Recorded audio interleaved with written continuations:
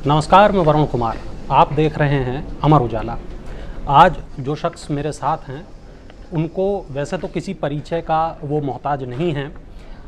किसानों की बड़ी आवाज़ के रूप में पूरा भारत उनको जानता है।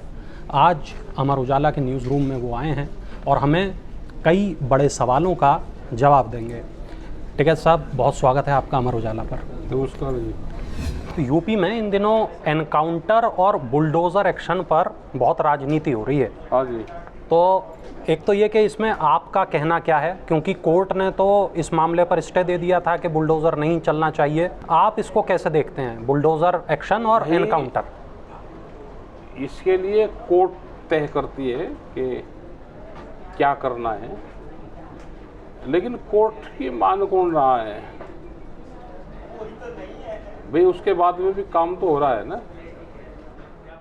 तो इसका मतलब तानाशाहों का देश हो गया, देश में तानाशाह आ गए, और जब तानाशाह आ जाते हैं तो यही हालात होती है कि फिर कोर्ट एक तरफ हो जाता है। फिर वो डिसीजन तो देता है लेकिन उस पर काम नहीं होते। जब राजा कानून के घर पर चला जाएगा तो क्या लगता है कि आपको कि कानून अपना काम ठीक करेगा? एनकाउंटर जो हो रहे हैं, अब बताओ, एनकाउंटर अगर डायरेक्ट सजा देने का अगर यही सिस्टम है तो फिर तो कोई दिक्कत है नहीं। फिर कोर्ट कचहरी की कहाँ जरूरत है? यूपी पुलिस तो कह रही है कि पहले इन्होंने गोली चलाई, हमने तो केवल सब जगह एक ही फार्मूला है।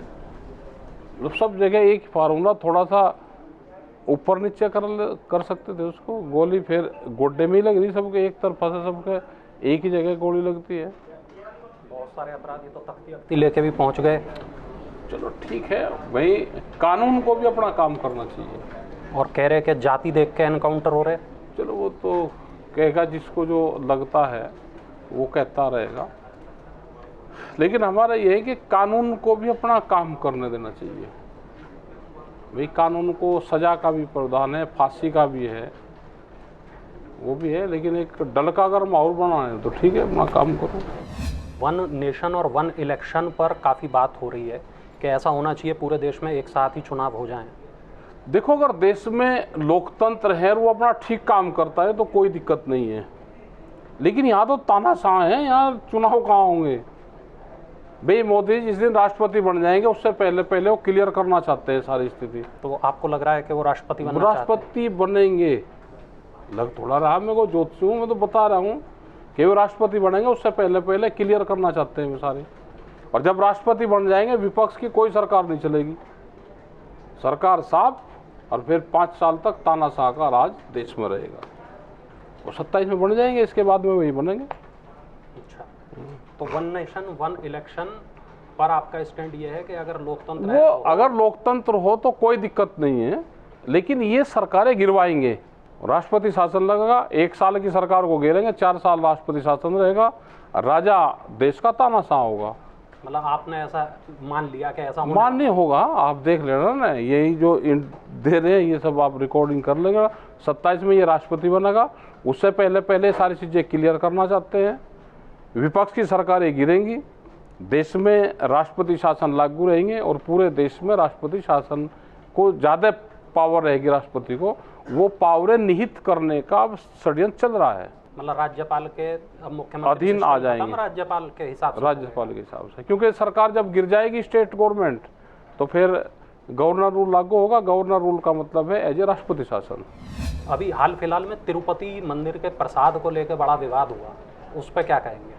देखो, मंदिर में अगर प्रसाद हो रहा है तो गलत चीज़ें हैं, नहीं होना चाहिए। मंदिर एक धार्मिक जगह है, लेकिन कंफर्म ये भी हो कि जो मंदिर के पुजारी हैं वो नॉनवेज ना खाते हो, ठीक है। जो प्रसाद बनाता हो वो नॉनवेज ना खाता हो, वो भी उनको भी गहन सा कर ले। जो बीजेपी के लोग हैं यही एफिडेविट देते कि हम प्योर वेज हैं, नॉनवेज नहीं खाते।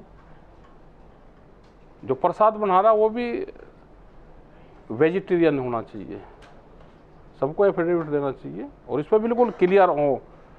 होटलों की भी बड़ी बात चल रही है। होटल पे भी हम महाराष्ट्र गए, वहाँ का कॉन्सेप्ट समझ में आया हमारी।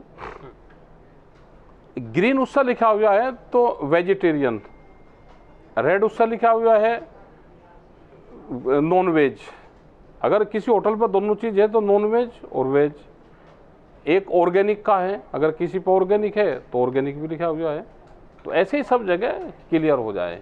और यूपी में जो था कि दुकानों पर नाम लिखना, नाम से नहीं होगा, उसको आइडेंटिटी वो करना पड़ेगा, लिखना पड़ेगा उसको।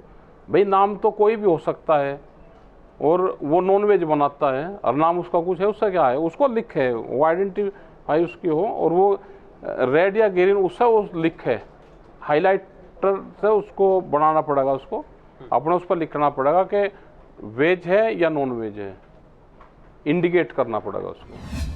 हाल ही में सांसद हैं कंगना रनौत, हाँ, उन्होंने बयान दिया कृषि कानूनों को लेकर, उसके बाद आपने जेपी नड्डा साहब को चिट्ठी भेज जी, दी। जी। वो क्या मामला है, किस बात पे आप इतना नाराज हो गए उनसे? देखो, लगता तो ये है कि उसको ज़्यादा जानकारी है नहीं और प्रेस के लोग उससे क्वेश्चन बहुत करते हैं तो उलझती है क्वेश्चनों में, बचने का उसको रास्ता पता नहीं, तो उससे बयान दिया और उसी बयान को फिर हाईलाइट कर दिया। कभी वो बयान देगी कि किसान ये पैसे लेकर बैठी हैं महिलाएं, कभी वो बयान देगी कि ये खालिस्तानी है, कभी बयान देगी कि ये 3 जो काले कानून थे ये सही है, इसको फिर रिपीट करना चाहिए। तो कंट्रोवर्सी बयान अगर कोई आदमी देगा तो उससे दिक्कत तो होगी। 750 किसान शहीद हुए किसी मूवमेंट में और आप उसको कह रहे हो कि नहीं ये तो ठीक है। कभी वो कहते हैं आज़ादी 2014 मिली, तो आज़ादी क्या मिली 2014 में? जब सरकार आई तो सरकार को आज़ादी कहती है। जो हमारे शहीद हुए लोग देश को आज़ाद करवाने में 90 वर्ष आंदोलन चले देश में, तो वो आज़ादी नहीं थी। तो इस तरह के जो कंट्रोवर्शियल बयान हैं, क्या लगता है, मतलब उन्हें चर्चा चाहिए इसलिए वो ऐसा बयान देती है, क्योंकि वो तो पहले से ही बहुत चर्चित हैं? भाई वो सामने आ जाती हैं तो प्रेस वाले क्वेश्चन करें, बचने का रास्ता नहीं, और वो कोई ना कोई बयान उस तरह का देती है कि जो बयान हाईलाइट होता है और वो विवादित बयान रहते हैं। किसान आंदोलन हुआ, इसके बाद चुनाव हुए। हाँ। तो ये था कि भाई अब तो यहाँ पश्चिमी यूपी में हाँ, ये हार जाएगी, ये हार ही नहीं। हाँ हाँ, यही तो क्वेश्चन है। बिल्कुल। अब ये जो पर्चे कैंसिल हुए हैं इस पर भी एक बार कर दो कि पर्चे क्या हुआ, उसका डाटा निकाल लो कि क्यों पर्चे कैंसिल हुए। चुनाव में ये 110-15 सीटें जीतते हैं विधानसभा में जी, और सारी फर्जी तरीके से कागज जीत के दिए हैं, जांच कर लो। यही जिला पंचायत में हुआ, यही विधानसभा में हुआ, तो आप ये और यही आने वाले टाइम पे होगा।